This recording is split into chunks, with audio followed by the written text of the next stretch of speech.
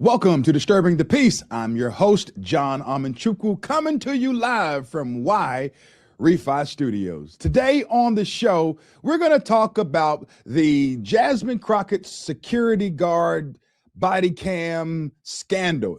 It's a travesty. You have to ask yourself, why in the world was this guy working for her in the first place? And then we're going to talk about the TSA shutdown and the fact that, TSA, they're not getting paid right now, and we are in the midst of a war with Iran. I don't think that's good. We need Chuck Schumer to do his job. And then we're going to talk about the mayhem on the body cam in Tarrant County when, a cop pulls over a mother, her son's in the car. The cop tells her, hey, you were speeding, but then she commences to take the ticket and throw it out of the window and not obey lawful commands. And then finally, we're going to talk about Nicki Minaj. Nicki got drugged by a group of, I'm trying to be kind here, people who the Bible speaks of in Romans chapter 1. How about that? People who are confused, the rainbow mafia, the alphabet people. She got drugged by them simply because they are not, truly inclusive. We're going to talk about all of this today on Disturbing the Peace.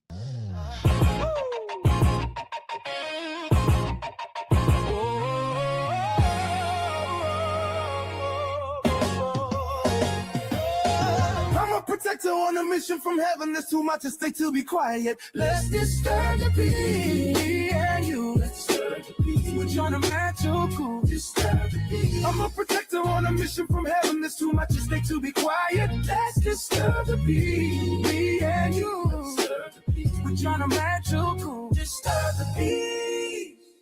And now on Disturbing the Peace, joining me is Topher Townsend. He's an Air Force veteran, Billboard charting artist, and a strong voice on faith, freedom, and American culture. Topher, how's it going, my friend? What's up, Doc? How are you? I'm doing well. Listen, you're one of the hardest working men of God in show business and in the kingdom. Thank you so much for what you do. I know you're on the road right now. We may hear some noise in the background, but it's all good because this is raw. We're getting Topher Townsend up close and personal. Now, as we begin to start, I want to say this, that Nicki Minaj has become the ire of a lot of people. And it's sad, Now, I was never a fan of the music and all that stuff like that, but I do appreciate her exposing what took place, what's taking place in Nigeria when it comes to them taking the lives of Christians there. I do support her for that. I do support her work on trying to make sure that the SAVE Act gets passed. I appreciate that. But recently, she was roasted by the Rainbow Mafia. I want to show you this video clip right here and get your response to it. Take a look at this. Do we have a shady message for Nicki Minaj? You?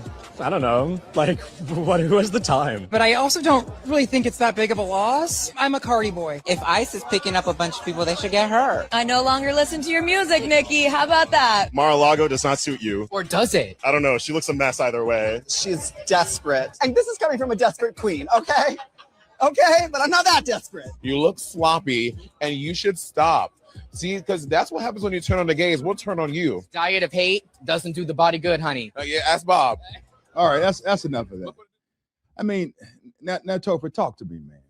What are we seeing here? What is this? You already know. It's with that culture of the LGBT. If you don't get along, then if you don't agree with everything they says, if you're not a yes man, it doesn't matter. They're gonna throw you to the side. And this is why, as Christians, we shouldn't try to please man, but please God. We serve men, but we shouldn't be trying to please men.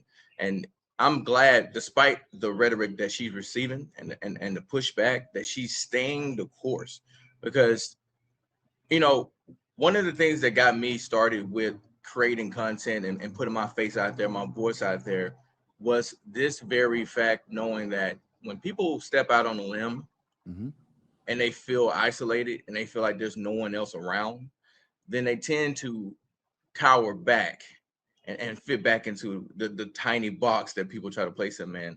And what I want to do, and I hope that we continue to do, is show her that there are some sane people in the world that would not turn you off simply because you have a strong opinion about Christians being slaughtered in a different country, and how if we don't secure our borders, that mentality can invade or erode the foundations and the moral fabric of America. She understands that. I don't know why many people have an issue with understanding that, but me and you get it. And I'm just, if anything, I don't know if Nikki watches. If she does, shout out to you, Nikki. But I'm rooting for you, girl. And I want to see what you're going to do with your voice going forward. And what I love about God is he always uses the dumb things to confound the wise. So we assume that everyone's got to have their life together in order to do something major for God. And he's showing us that since we're not going to step up, and since we fail to garner the influence that we should have as the light and the salt of this earth, I'm going to take somebody who already has it and do something magnificent. So I'm sitting back on the sideline watching God work, brother. So pretty much what you're saying is Nicki Minaj is being used in this time period pretty much as a rebuke to Christians who won't speak up. Oh, absolutely. To people who have been silent on many of the issues. Also in addition with that, when public figures like Nicki Minaj become, the center of criticism like this, is this really about the artist or something bigger culturally taking place? It's always culturally something taking place. I feel like this is just a symptom of the issues that we've been seeing happening already, right? And those issues are starting to unravel. Yes. And causing people who typically would remain silent on issues and just toe the line to step up and take a stand and finally be like, okay, this is enough. People are being harmed, even people that I know of, and the powers or the people in places to do something aren't doing anything they can do about it.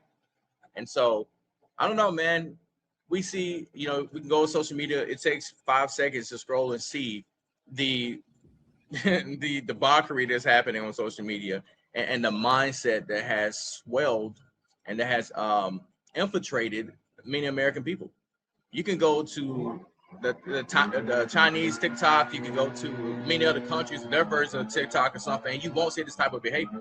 So that tells me that it's a culture issue. It's something here deep inside America that we got to do to just get our lives and our minds aligned back with God, whatever that takes. Romans 13:1 talks about, laws were put in place, established by God for our good.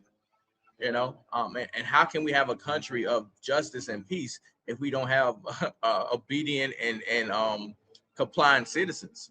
To a certain extent, I think we got to figure this thing out, man. And I think conversations like this, podcasts like this, people stepping up, just like Nicki Minaj, is how we get people to really sit down at that dinner table and get your priorities straight. Once again, everyone, we're up close and personal with Topher Townsend. He's on the road. They're doing work outside. We hear some noise in the background, but it's all good because the truth is being spoken. Topher, let me ask you this as well. Do moments like this show how quickly public opinion can turn on people? I mean, just think about it. A year ago, Nicki Minaj couldn't do any wrong. When she was making all of the videos and, shaking booty meat, doing all of that stuff. I mean, everybody loved her. But things have changed now because Nicki wants to protect Christians and make sure that we have election integrity. What's up with that? Sometimes you got to rebuke the devil. It's funny how this conversation we're having, and then the landscape guy say, I'm gonna blow some stuff. I just want to say, hey, Satan, you're not stopping this conversation. But I've always said this, especially in the entertainment industry. When you stop being of value to people, the truth comes out. Right. They will toss you to the side like a dirty rag, fast, quick, and in a hurry. And that's what we're seeing with Nicki Minaj. She's not doing what they think she should be doing. And the fact that she's also supporting an ideology and a faith that rebukes their behavior, that convicts them of their choices. Yes. That now makes them malign her the same way they want to malign us. They feel safety in numbers. And when they start to see them numbers dwindle, because truth, you know, regardless of how we believe and how we behave, will outlast ignorance. Right. And eventually it will come back to it. So when people start to shift back to the truth and those numbers dwindle, now they're in an uproar. And now they're doing their best to counsel, shut it down. I mean, to the point that it's just idiocracy. It makes no sense to, I mean, you don't have to like a music. You know, I mean, I think I stopped liking the stuff around starships. That's about it, you know. Right. I just, you know, not my taste. But that being said, I will always have a heart for people who take a stand. Yes. When the world is against them, when it's scary, when it's afraid, when you're afraid. And when she was on the Turning Point stage, and when Erica Kirk brought her out, and they sat down and had that conversation, it just showed that no matter how evil we think of somebody, there is still a human inside. We just gotta help them see that. Right. And once we help them see that, man, they'll start to blossom. So I'm proud of what she's doing. I hope she continues down this path, man. But yeah, our culture is just it's culture right now. It's something that we just need to keep praying about and doing our best to be the example. Yes, I agree with that. I want to next turn to showing you this Houston rodeo video. This is it's ghetto. It's just ghetto. I'm just going to be plain and honest with you. It's ghetto. Take a look at this right here. If you were wondering why the Houston rodeo was shut down yesterday and people were kicked out earlier that paid a lot of good money to enjoy a rodeo carnival and show, I'm going to show you. Stick around.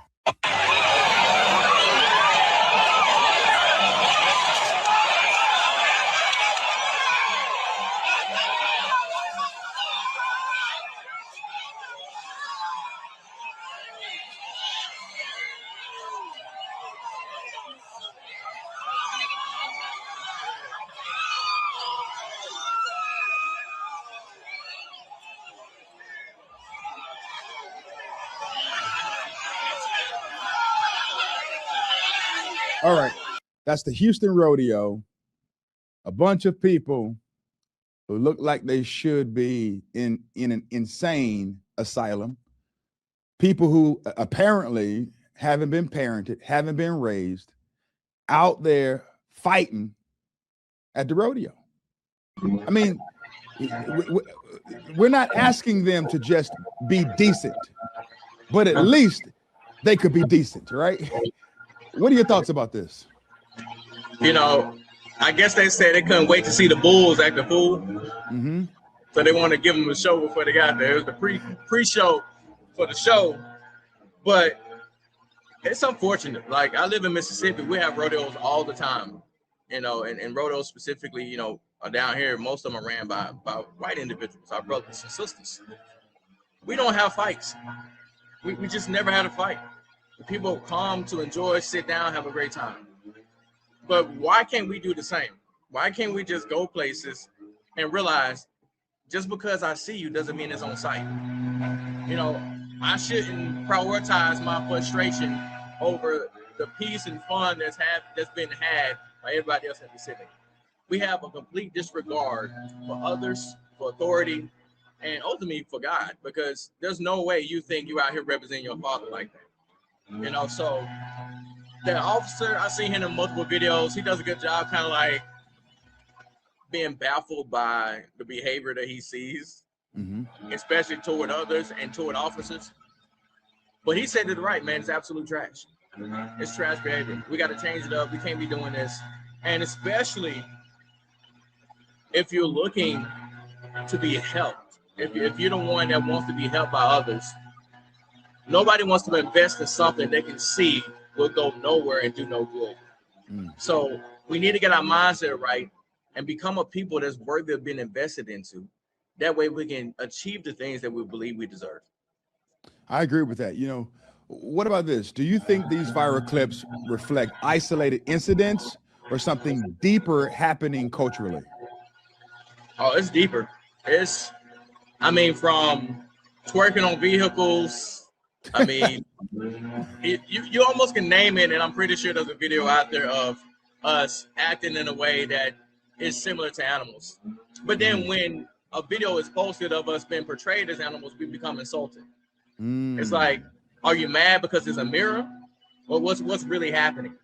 You know, not all black people act like this. So let's just put that out there. This is not like just because we're black, we don't know how to act. Me and you understand that our kids don't behave this way. We don't behave this way. This is a mindset, and that is what we're trying to attack. We're trying to attack the fact that this mindset is something you do not have to have. You can change it at any will, you know, and that's why it says renew your mind, because it might not be something that you're aware of, but Jesus says renew your mind, or the Bible says renew your mind, so you can be transformed. And that's what we need. We need to see that transformation happen, because I'm tired of it, man. I mean, we got Jackson, Mississippi, Meridian, Mississippi, and we just can't have nothing, man. I saw one video, and they said that there's a lot of like shootouts that happen at this gas station. And the residents got on camera and said they need to shut down the gas station because it attracts shootouts. And I said, so nothing about the individuals acting a fool. It's the gas station's fault. And then you're going to be mad when you have no place to get gas because you got to go across the town, across the city to get gas. It's like, what are we talking about? I don't know why personal responsibility and accountability is so it escapes so many people, but it's just, that's where it starts. If you can't start with yourself, then how do you expect to help anybody else? So it's culture, man. It's just all I can say. It's culture. What part do you think fatherlessness plays in all of this? You know, because I could only imagine what I would do if I came to school, the park, maybe even a church or a basketball game, football game, and my sons, I have two sons, 16 and 9, and or my daughter, 15, they were acting like this. You know, where I come from, my mother didn't mind going to school. Come on now. And during that time frame, there was no such thing as parents can't go to the classroom during the school day. My mother would go to school, walk through the front door, go to the front and say, "Where is John?" And they would tell her where John is. And then she would walk to the classroom. Okay.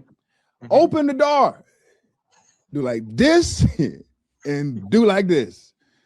And I already knew Topher, that it wasn't going to be pretty.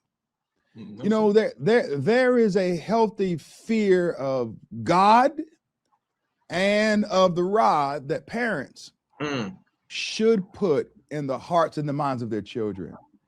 But when you live in a day where parents act out like this, uncouth, uncultured, no order, nothing but chaos. You know, the kids never see anybody take down or submit. And so you deal with a rambunctious environment that's breeding rambunctious children. And so therefore you have adults acting like kids. What are your thoughts on that? I mean, you hit the nail on the head, my brother. It starts at home. And if the adults in charge aren't doing what they're supposed to do, then how are we expecting the children to pursue or fall in suit, right? That's why it's so important to have communities. Many people aren't going to church like we used to, because, you know, one thing I loved about church, at least when I grew up, is it used to be, at least at a certain point, that even though you went to the club Saturday night, you still went to church on Sunday, right? you still went to church on Sunday because you just knew that regardless, you needed Jesus in your life.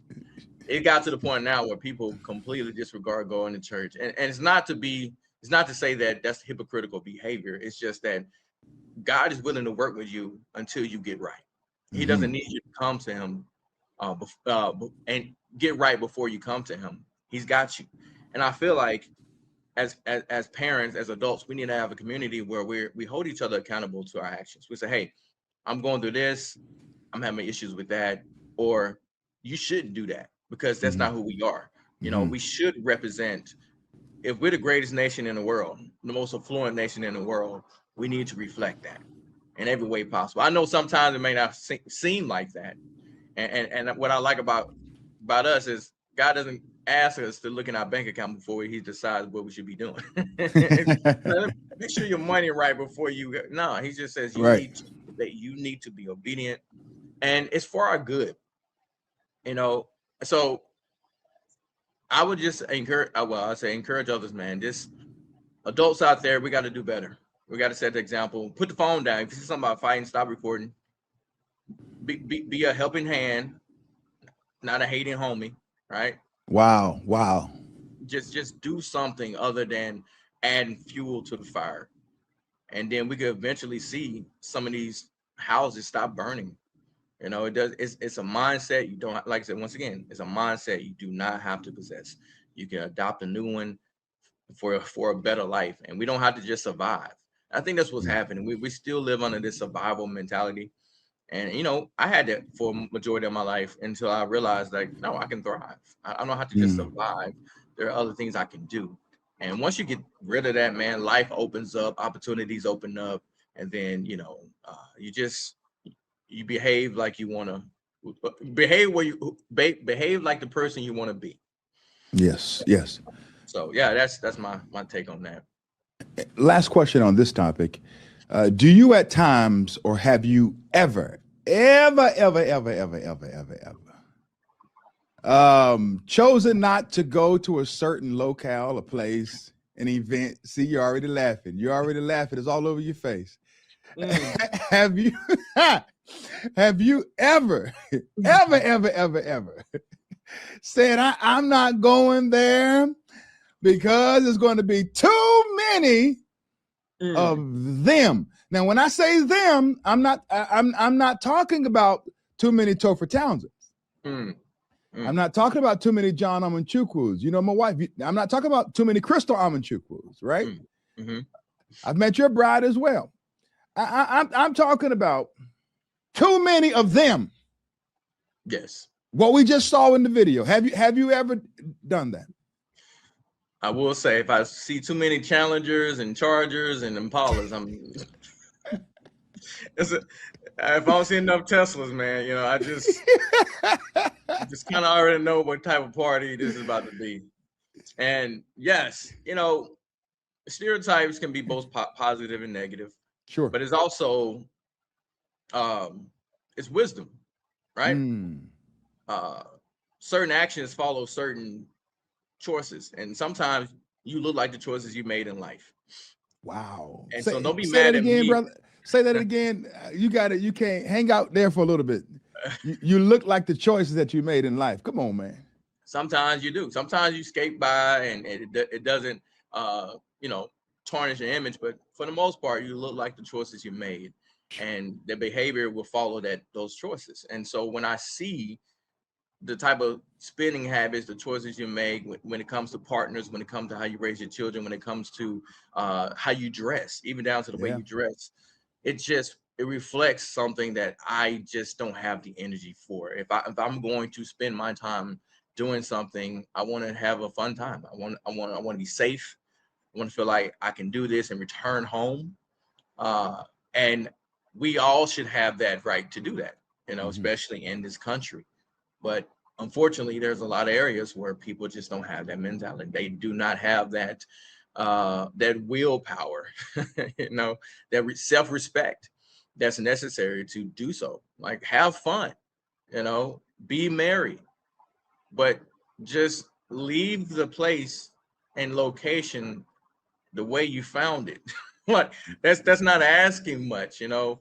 Leave it the way you found it.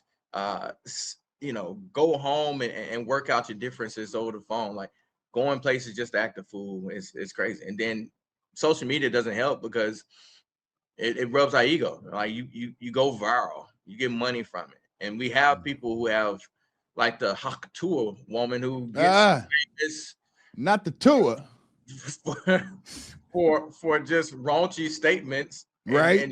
And now she's successful but that's the world definition of success, and it's hard to pull people away from that, you know. Right. But once Right. again, understanding who you are and whose you are helps Sure. make those choices a little bit easier. Right. So let's just get back to the core of that. Right. Last topic. Before we wrap up, I just want to hit this briefly. I want to show this clip of what's going on with the TSA right now. We're under a shutdown, and I think that this is bad timing. Bad timing. It's bad timing because we are at war with Iran. And so now shifting to TSA, workers are missing paychecks during a shutdown. Topher, how serious is this? You know, we're currently at war with Iran, but we have workers who are going to lose morale. No one wants to go to work knowing that they're not going to get paid, or they're not going to be paid indefinitely, right? Who wants to show up to work with the right mindset, knowing that you have responsibilities, a family, children, to put gas in the car, to pay the mortgage, to pay the rent, to eat, all of these things, purchase medicine, you name it, but you're not getting a check. What is this doing to morale right now? Oh, completely obliterating it. I mean, TSA, I have a guy who operates the airport, and they already don't make that much money. I mean, even in Mississippi, Greenville, Mississippi, they're making what, 24,000. Some of the people who work there a year. It's not a lot of money. So they're already just working out of scarcity and necessity. Sure. Now you throw this wrench into their plan. I mean, what do you expect them to do? I mean, honestly, I will keep working because eventually I'll get back paid and there's really nothing else I can do, or I try to find another job I can do on the side. But this is intentional, and I want people to pay attention to that because it reminds me, you know, of when the borders were super laxed under the last president. And then we started to hear about all these sleeper agents who snuck through the border. And then we heard about all these drugs and weapons that were snuck through the border. And guess what? Now with the war in Iran, they have said that they have sleeper cells and sleeper agents. And now we have where the people who are having these international flights, who are coming to the United States, and these long lines. I mean, if you talk about long lines, it creates exhaustion, which means our eyes and our awareness become sloppy. And then you throw the pressure of, I'm not even getting paid right now. So now they don't even care about what they're doing, or they don't even care to do it with excellence. You know, I feel for these people. I get it. Like you said, we got families to feed. And the fact that we have politicians willing to place us in such a vulnerable state. Chuck Schumer. Chuck Schumer. We got to call him out. I think that's another thing. We need to start calling people out for what they're doing and actually naming the individuals involved, because we need a place to point our anger. And if we don't, I've learned too, if we don't point our anger in the right direction, we lash out against the wrong individuals. And we can see that happening now. Like, we're going to start seeing people lash out at others who have nothing to do. It's like, you voted for that. No, the person who shut this down is Chuck Schumer. And Democrats who refuse to do something about election integrity, who refuse to do something about secure borders. And it's something vital to a prosperous nation. Yes. I mean, once again, going back to the Bible, walls and borders were created for a reason. That's it. And it's not that we don't love you. It's not that we don't want you here. It's just that if we don't protect our ideology, our identity, and you don't come to assimilate, but to convert, then we're not going to have the nation that we built.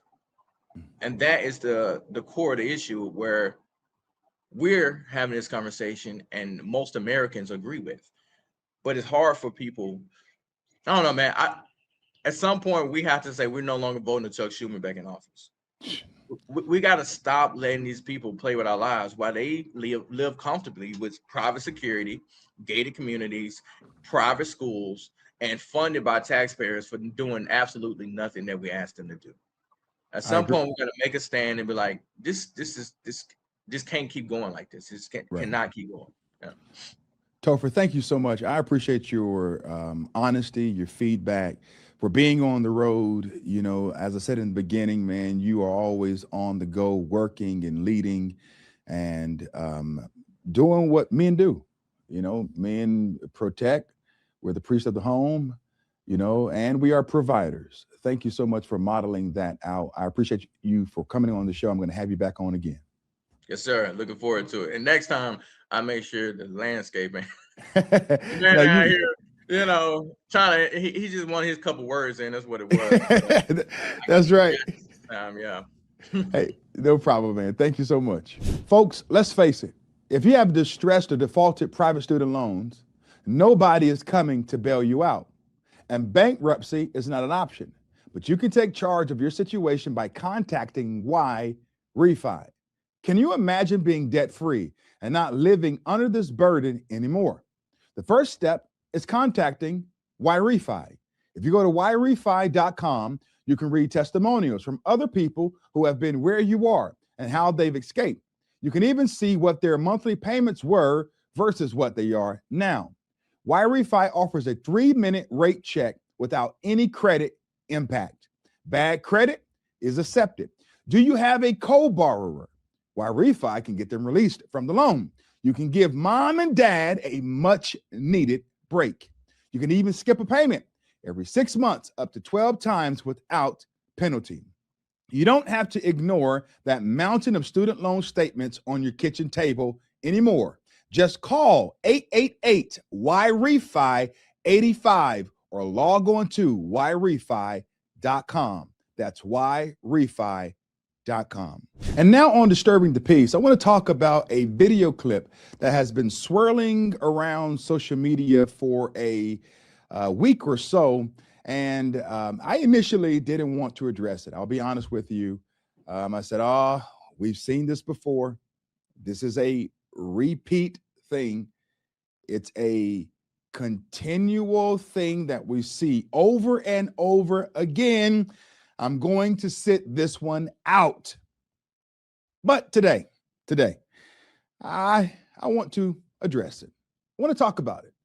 I'm speaking of the situation of the body cam footage going around of a mother who was pulled over with her son in the car for speeding. And the officer gives her some lawful commands and gives her a ticket. And, no one can tell her what to do.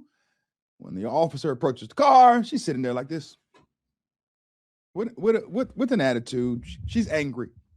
She's angry. She's upset. She's vicious. She's not tenderhearted. She's not acknowledging the fact that, hey, more than likely 9 times out of 10, he pulled you over for something. At least listen to what he has to say. And if you disagree with him vehemently, you can have your day in court. And listen, I'll be honest with you. I don't drive the speed limit every day. Okay. I hear you, Holy Ghost. It's rare that I drive the speed limit as I should. All right. Listen, I'm not perfect. You already know that. But let me just acknowledge it and just say it myself that I have some flaws.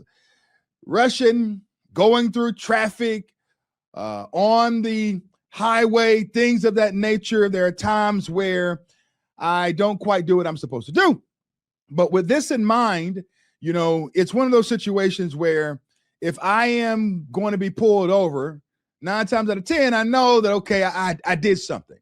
And so this happened to me about a year ago. I was pulled over because I was speeding, and it was true. I was speeding. My son, John Patrick, was in the front seat to my right, and John Jr. was in the back seat. And when the cop pulled me over and stopped me, he walked over to the car. He touched the back of the car to print it, as they always do. And when he asked me to roll down the window, I did so, kept my hands on the steering wheel. And I told the cop, I said, sir, I'm going to be honest with you. Yes, I was speeding. I was behind this car, and it was, I don't know if it was a granny or an auntie or a grandpa, but they were going slow. And I'm rushing home. We just left the barber shop trying to get our haircuts in preparation for church on Sunday. I just laid that out there. I didn't get an attitude. When he approached my car, my head wasn't like this.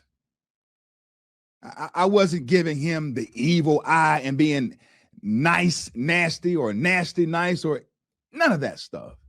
I didn't try to take my ID or the ticket from him like this and then take it and, fling it out of the window. I mean, just watch this. Just look at this. Just look at this. Please, sir, stop. Look at this. Mom, chill out, Mom, please, wait. It's a video that's been viewed tens of thousands. I didn't do that. I didn't throw the ticket like that. I didn't. I told him the truth. I owned it. And guess what? He goes to his car, he comes back, and he gives me a warning. No paperwork, none necessary. He let me off the hook. Now, was I entitled to that? No. He should have given me a ticket. I deserved the ticket. But could it be that my response and how I handled this situation allowed me to become normalized in the moment? I'm owning it. I'm not challenging his authority. Why would I? Hey, man, he has a gun, badge, pepper spray. He can call for backup. Why would I want to go toe to toe with an authority? As a man standing 6'4", 250 pounds, I wouldn't want to go toe to toe with law enforcement. It's foolishness. Let alone, why would a woman want to go toe to toe with law enforcement? See, I told you all a few weeks ago that I watched the movie Scream. And in that movie, law enforcement spent the majority of the movie on the ground. The guy was about 6'6", 250 pounds, 280 pounds, maybe 300 pounds, I don't know. But the women kept beating up the men. Man, I sat there looking at it. I told my wife, I said, babe, this is dumb. This is foolish. I don't like this. I'm against it. I don't like it because it's not real. So all the men were getting beat up in the movie, and the women were the only ones who could beat up the villain. It's a travesty. Now joining me on my show to talk more about this is my good friend, Jack Brewer, the man, the myth, and the legend. Jack, how's it going, my friend? Man, it's going great, man. Good to be with you, John. God bless you, brother. Hey, God bless you as well. I want to get your feedback on this video clip that I'm getting ready to show you. Jack, I just want you to do what you always do. Cut straight. Take a look at this. Please, sir, stop. Stop, wait, stop. Mom, chill out, Mom, please, wait. It's a video that's been viewed tens of thousands of times across several social media platforms. Stop, sir, stop, please. Wait, please, stop. Tanisha Thompson, traveling with her 15-year-old son at the time, pulled from her car onto the ground by Hearst police officers. Wait, please, stop, sir. Wait, stop. Her son heard begging officers to stop. It's traumatizing. I was very scared. Thompson said she'd taken her son for a haircut that day. While passing through Hearst, she said she missed an exit. That's when she said officers pulled her over and said she'd been speeding in a school zone.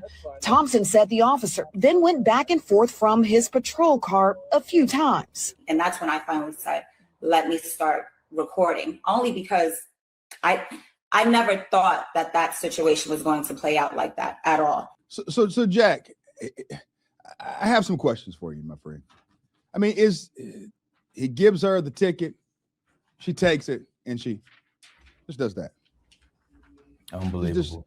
It's just gun, badge, handcuffs, pepper spray, can call for backup, law enforcement, mail, all of this stuff, and she just takes it and does that. I mean, is this what we're doing now, Jack? A lot of parts of our society, this is the effects of a victim culture, and in those same streets that she's on. I was born and raised there, right next to there in Grapevine, Texas, in Hearst. And so been pulled over many times. Most of the time I was the one that was in the wrong. And so for you to be speeding through a school zone and then have that type of attitude, it's just the spirit that she was carrying the entire time. And to do that in front of your son, I mean, what type of example of a mother are you setting for your kids? And when I look at her, the first thing I thought was she raised by a dad? Did she have a male influence in her life Because I can tell you right now, there's no way any of my daughters would act that way, just because I put that in them. And if they did, no matter how old they were, they're gonna hear from their dad. Just because we respect police officers, respect all authority. And so you just see that in this lady, that she doesn't have a common respect, a humbleness when it comes to authority. And I think this entitled culture, particularly that's affecting so many of Black Americans, to be quite honest with you, is this whole thing is they think cops owe them something, or they got something to say. You don't have anything to say to a cop. If a cop tells you to get out your car, you get out your car. That's right. If a cop tells you to stop, you stop. You say yes, sir, and yes, ma'am, to police officers. And so the fact that we've lost that basic understanding tells the tale, John. I mean, it's unbelievable to see how far we've come and how much the victim culture has taken over the minds of so many people, man, across this country. It's just a sad thing to see. Her son clearly understood the consequences. Initially he was telling her, "Mom, stop, mom, stop, mom, stop." Right. Now, if I had to guess, the son knows mom's behavior. Okay. Right. He knows. I mean, he initially tried to get his mom to calm down. All right. And so the officer is trying to get her to comply, and the son is trying to get her to comply. And maybe she watched Scream 6 or 7. I can't remember which one it was that I watched recently, where the cop was getting beat up. Right. And Jack, I saw that movie and I sat there. I'm telling you, man, I was vexed because the 6'6", 280-pound cop was nothing but a rag doll. I mean, he was getting drug on the ground. He spent 80% of the movie on the ground. And the ladies were beating everybody up. They were kung fu fighting. I mean, it makes no sense, Jack. And I know you. Listen, you made it to the NFL. I wasn't good enough to make it to the NFL. All right, I played Division I football at NC State. Pound for pound, strongest man on the football team. Me and you both know, Jack Brewer, that even today, we ain't gonna be knocked out by everybody. Okay, no. Some people might get us. You can take the toughest group of women you have, and they run up on me, and I gotta protect myself. It ain't gonna take long. I can tell you that. It's not. It's not gonna take long at all. It's not. Hence the reason why we don't think that that men should be competing in women's sports, because it's not fair. It's not a fair match. But for this woman to be so brazen and to think that she can get away with this. I mean, it's a spirit. It's a spirit, John. It's a spirit to go into your mind to make you believe that you can fight and whoop some police officers. You're continuing to see it over and over again. I'm sorry, but when I was raised, my daddy would have said they should have shot you. That's what my dad would have said to me growing up.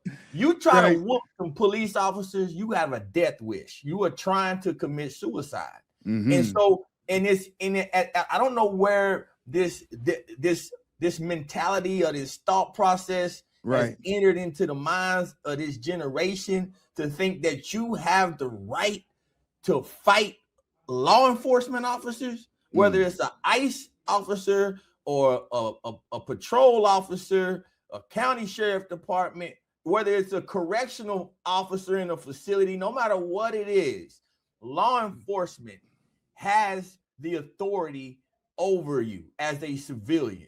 You are to respect what they say and do what they say, because their job is to protect and serve, and they're put here for that purpose. And they've gone through training, whatever else. You have bad cops, you have bad law enforcement officers, you got bad everything. But just because there's some bad apples doesn't give you the right to walk around with your chest out and literally try to go toe to toe with law enforcement officers. Man, they need to start, man, people got to start being accountable, man. And these woke judges in these different counties who got this same spirit in their mind, where they're not following the law, they're not backing up these cops, and they're empowering the people in the community to go against law enforcement. And all the leaders that do it need to be thrown out.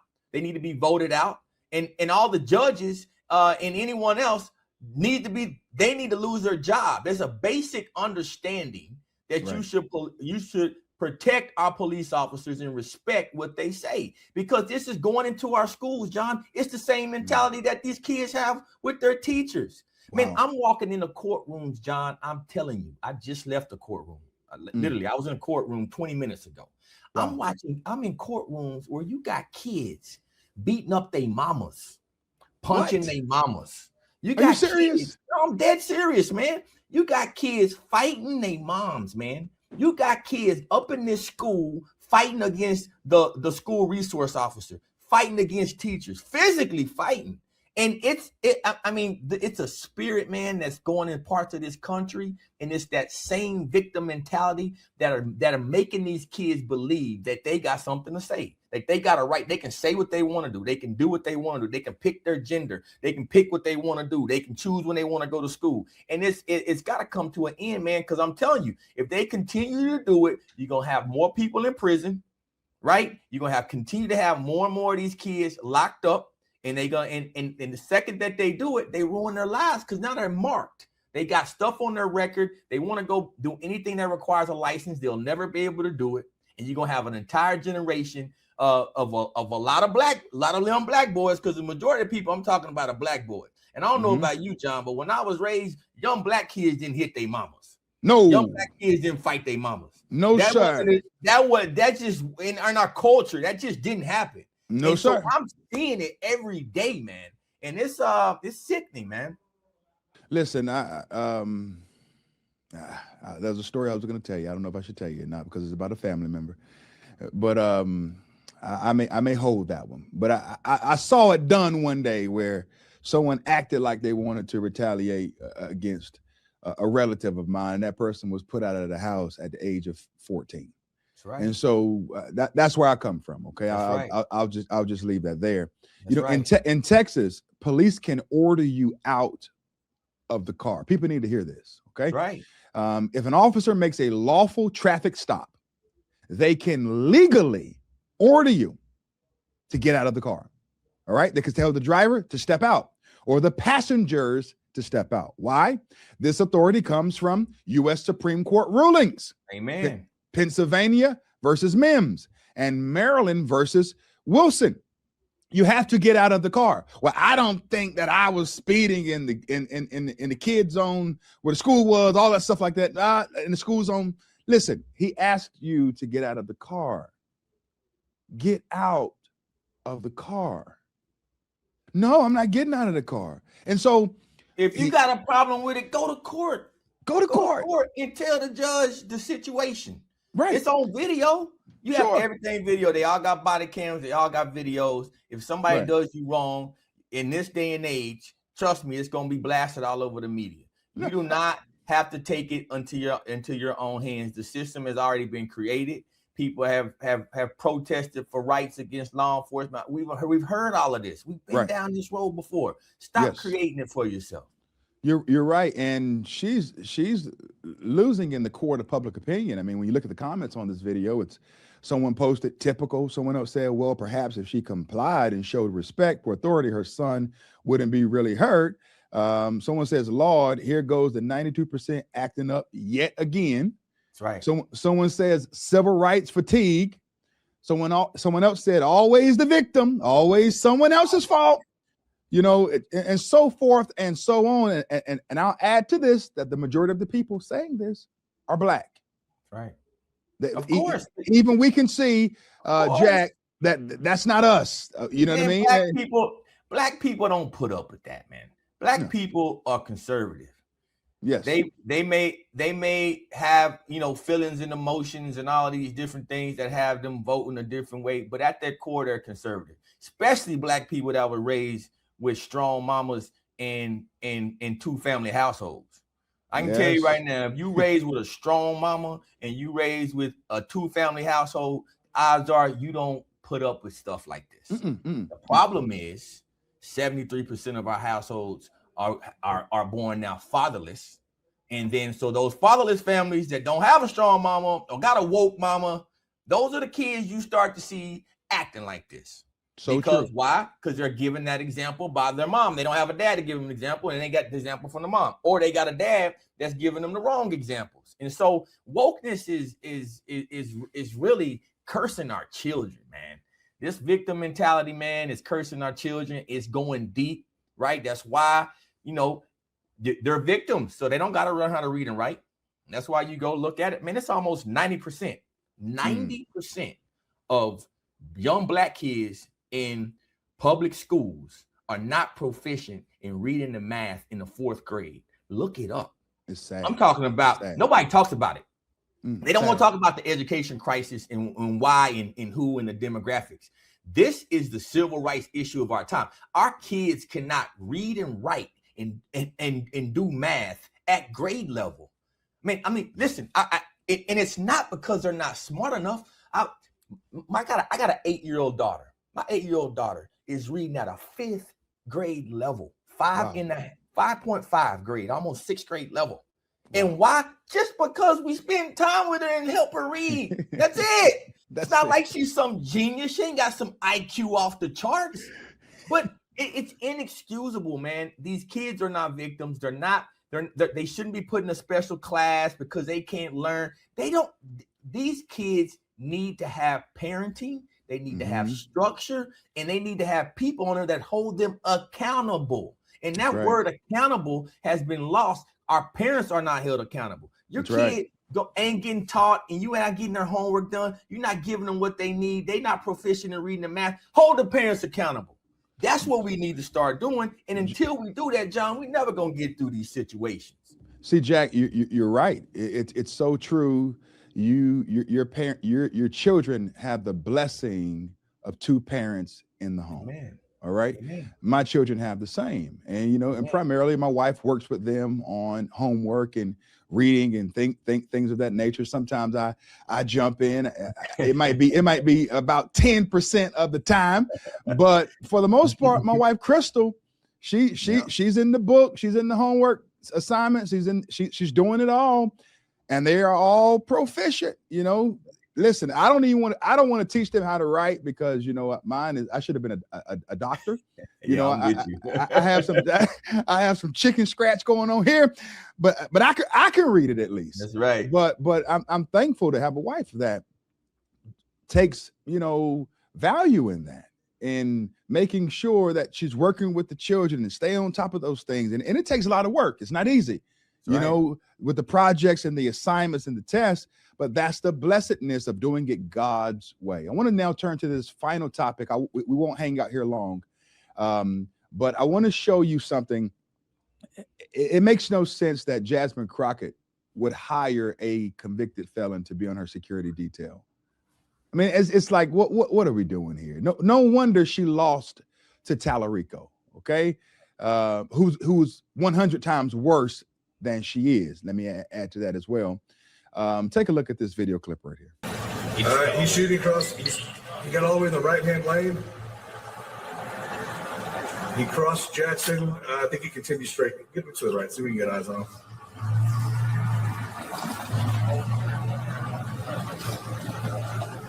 I don't know if he made it right or not.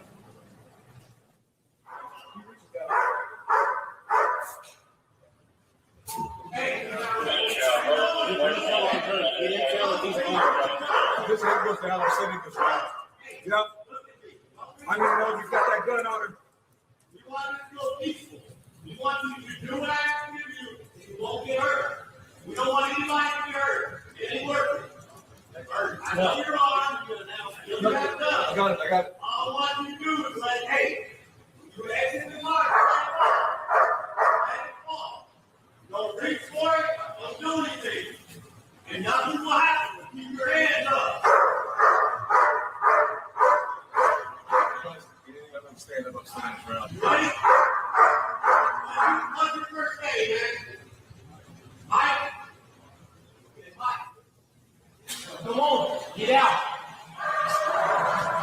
Get out. Keep your hands up. Stand up. Stand up. Stand up. Stand up. Put your hands up.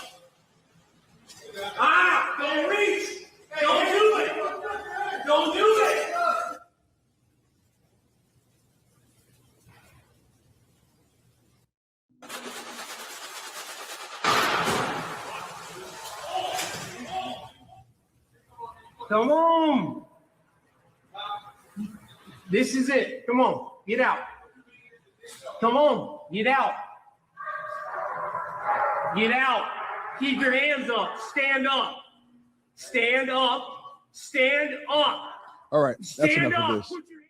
And so my question is this, Jack. How does a wanted convicted felon with a fake identity become a security guard for a member of Congress? It's the same attitude that we've seen across the board, unfortunately, for a lot of our Democratic elected officials, right? They're more focused on identity and the color of people and the mindset, you know, whether they agree with these topics, agree with that, and it's not about professionalism anymore. It's not about your qualifications anymore. This is a result of DEI. This is a result of that entire mentality that says that when someone walks in the room to get a job or to be hired, the skin color and identity and all those things are the first criteria, right? So now the things that actually matter, experience, right? Training, you know, just all the normal qualifications of the job get thrown out the window when you deal with these people. These people are focused on woke ideologies. These people are literally a threat in a lot of ways to America, to our way of life. They're a direct threat because they're pushing policies on people to try to make this the norm. Right. Which is why you have so many judges that let guys. John, I work in prisons. I got, seriously, John. Yes, sir. I got over 30 full-time employees that are all convicted felons. 30. Wow. I know what I'm talking about, right? You have to almost be intentional to make a mistake like that. I don't have anybody that works for me full-time that would ever think about doing something that crazy. Wow. It's not even possible. Why? Because you can tell by people's actions, by their comments, by the way that you can see how people are if they've really changed, right? I'm a man about second chances. We serve a God of second chances. That's right. That's right. But to go out, John, literally to go out, seek security members, and you know good and well they didn't do thorough background checks on this person before they do a job, take on a job like that. Are you kidding me? Fake ID? How are you gonna use a fake ID to do anything? That doesn't even work. You can't, if you a fake ID can't work when you do a background check, John. So it's unbelievable. They can make all the excuses that they want. Right. They were happy that the person that was a young black man who got along with them and spoke their language. That's all they care about. Now Jack, last question. I don't want to hold you too long. Do you think that Jasmine Crockett is going to vote in support of the SAVE Act now? No. Knowing that, her security guard had a fake ID, will she support ID now? She could care less. Listen, man, these people don't make decisions because it's common sense. They get carjacked and robbed in the same neighborhoods that they put the same criminals out in the streets are. It happens to different people all the time. They get threatened, their homes get invaded, they get all these, but they keep pushing these policies because that's how they make their money. That's how they maintain their power. That's their constituency. Their constituency are this dude that got shot right there. That's their constituency. They want illegal immigrants in here that are breaking the law, and they want to appeal to the crowd that don't want to follow the law and order. The moms that are kicking at cops and fighting at cops in front of their kids. This is their constituency. American people. Jack Brewer is telling you right here on the screen the problem. That is who they want to attract. Stop being shocked by it. They want to attract these people, man. Otherwise, they wouldn't make the decisions they make, and they wouldn't support the policies that they support. Jack, thank you so much for coming on the show. You always speak with your chest. Glory to God. I'm thankful for the work that you're doing and working with people who, yes, understand the magnitude that we serve a God that gives us second chances. And if we're honest, God gives us second, third, fourth, fifth, 6, 7, 8, 9, he does. And you're working with those very people every day.